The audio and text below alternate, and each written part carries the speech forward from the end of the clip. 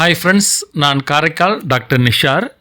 நம்ம கலெக்ஷன் சேனலை சப்ஸ்கிரைப் பண்ணுங்கள், ஃப்ரெண்ட்ஸுக்கு ஷேர் பண்ணுங்கள், லைக் பண்ணுங்கள்.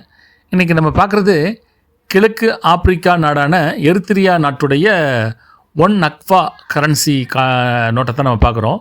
இந்த ஒன் நக்ஃபா கரன்சி நோட்டை வந்து முன்பக்கம் பார்த்தீங்கன்னாக்கா எரித்திரியாவுடைய 9 தேசிய இனங்களை பிரதிநிதித்துவப்படுத்த மாதிரி அந்த ட்ரிப்ஸ் உருவப்படம் வந்து 3 எரித்திரியன் பெண்களை உருவத்தை வந்து அதில் பதிவு செஞ்சுருக்காங்க.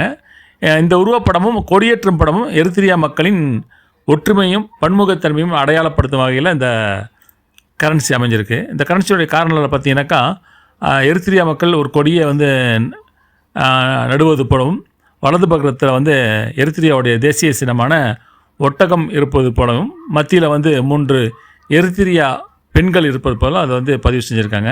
இது வந்து ஸ்டேட் ஆஃப் எரித்திரியாங்கிறதையும் மேலே வந்து பதிவு செஞ்சுருக்காங்க. மறுபக்கம் பார்த்தீங்கன்னாக்கா புதருக்குள் பள்ளி மாணவிகள் படித்து கொண்டிருப்பது போல் அந்த பதிவும் அதில் பதிவு செஞ்சுருக்காங்க.